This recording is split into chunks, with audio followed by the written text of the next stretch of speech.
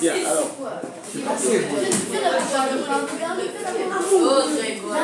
Nous sommes au sujet de la naissance. Travail et puissance d'une force. On a déjà vu le travail d'une force dans une translation, dans une rotation. On a vu également le travail moteur, travail résistance et travail nul. Aujourd'hui, nous allons voir la puissance d'une force. Un texte d'abord. Considérons deux machines A et B. La machine A transporte 5 sacs de ciment sur une distance de 5 km en 45 minutes. La machine B transporte le même nombre de sacs sur la même distance en 30 minutes. Laquelle des deux machines est plus puissante? Justifie ta réponse. Oui. Remba, tu as lu le texte. Laquelle des deux machines est plus puissante? C'est la machine B. Pourquoi cette machine est plus puissante? Oui, parce que cette machine, oui, a accompli son travail en moins de temps que la machine A. Et je vous ai posé la question. Comment on peut évaluer finalement la puissance d'une force? C'est par rapport à quoi on peut évaluer la puissance d'une force? Par le travail qu'accomplit cette force, et il faut joindre également le temps. Parce que pour dire que la machine B est plus puissante, on a vu la notion de temps.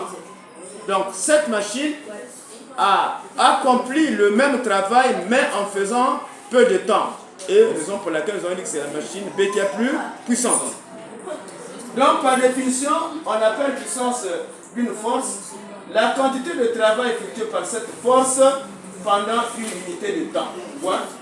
La puissance se note P et s'obtient en divisant le travail par le temps. Puissance égale travail divisé par le temps. W c'est le travail, P c'est la puissance et T c'est le temps. L'unité de la puissance est le watt. Le watt est la puissance d'une force qui effectue un travail de 1 joule en 1 seconde. Voilà comment nous avons défini le watt. On utilise aussi le kilowatt qui est égal à 1000 watts, le mégawatt qui est égal à 10 exposant 6 watts. L'autre puissance, l'autre formule, toujours P égale à W divisé par Q. Suivez ça, c'est démonstration. Nous savons que le travail dans le cas d'une translation, W égale à quoi? À la force fois la longueur. Est-ce que vous suivez là? Est égal à la force fois la longueur. Mais vous savez comment nous avons défini la vitesse? Comment nous avons défini la vitesse? La vitesse, comment on a défini la vitesse? Que c'est la distance parcourue pendant une unité de temps. L'expression que nous avons ici, la longueur doit être en quelle unité? En mètres.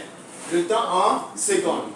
Et quelle est l'unité que nous allons obtenir? C'est le mètre par seconde. Le mètre par seconde, c'est l'unité de quoi? De quelle grandeur ici? Oui, le bas. Le mètre par seconde, c'est l'unité de quelle? De la vitesse moyenne qu'on a dit. D'où, comme cette expression-là est égale à V, alors P égale F fois L, F fois V. V, F, c'est la force, V, c'est la vitesse. La vitesse en mètres par seconde et la force en newton, la puissance en watts. Puissance du poids. Vous savez que le poids aussi est une force. On appelle ça force de pesanteur.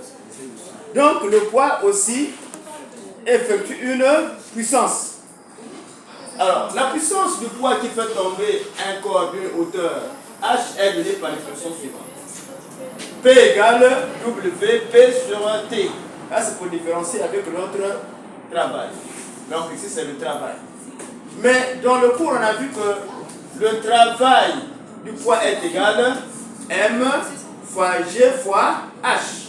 Le tout divisé par T pour trouver la puissance. Donc voilà l'expression de la puissance du poids. P égale à mgh divisé par T. Attention. P égale mgh sur T. On peut isoler. MGH. Et ici on trouve H divisé par T. La hauteur en quelle unité? C'est en mètres. Est-ce que celui-là? Le temps en quelle unité? En secondes. Et l'unité qu'on trouve, c'est le mètre par seconde. Mais c'est une unité de quoi? De quelle grandeur ici? C'est une mètre par seconde, c'est une unité de quelle grandeur? Vous savez, de la vitesse. Donc, on peut dire que V aussi est égal à mgv. V là, c'est la vitesse de chute. Hein, la vitesse moyenne de chute. Donc, P égale à mgv. Là, c'est en mètres par seconde, en newton par kilogramme, en kilogramme et en watts. Et on définit une nouvelle unité. Le watt est aussi la puissance d'une force d'intensité 1 newton dont le point d'application se déplace à la vitesse de 1 mètre par seconde dans sa propre direction. Et voici, on arrive des puissance du poids. Puissance du poids et puissance dans une rotation. On a vu l'expression du travail dans une rotation. Donc, P égale à W sur T. Est-ce que vous suivez là? P égale à W sur T. Quelle est l'expression du travail dans une rotation? W égale, on a vu, W égale à 2 pi, c'est petit n. Petit n là c'est quoi? Ici, nous sommes dans le cas d'une rotation, petit n représente quoi? Que représente quoi? Très bien. Petit n représente le nombre de tours. Le tour divisé par pi. On peut isoler 2 pi c, donc égal à 2 pi c, petit n sur t. Mais l'expression petit n sur t représente grand t. D'où on peut dire que la puissance dans une rotation est égale à 2 pi c n. N c'est la vitesse de rotation. Mais attention, P égale à 2 pi Cn, on peut intervertir les facteurs. C'est-à-dire, même si vous changez l'ordre des facteurs, la réponse reste toujours la même. Donc on peut écrire P égale à 2 pi Nc. Ici, voilà, C se trouve au milieu ici, mais nous avons enlevé C, on l'a mis maintenant à l'extrémité. Mais, même si vous changez l'ordre de grandeur, la réponse reste toujours la même. Même quand vous faites 2 fois 3 fois 4 fois 5 égale à 3 fois 2 fois 4 et vous trouvez toujours la même réponse. Donc, mais cette expression-là, nous avons déjà vu ça. 2 pi n représente quoi? Dans ce qu'on a déjà vu, c'est le travail de... Oh, que représente 2 pi n? On a déjà vu ça. La vitesse de... C'est la vitesse angulaire. C'est la vitesse angulaire. Donc, cette expression-là peut être remplacée par la vitesse angulaire. Mais la vitesse angulaire se lance comment? Par oméga. Donc, P est égal à oméga fois C. Voilà, nous avons fini cette partie. Donc, pour terminer, on va commencer le cours sur les transmissions.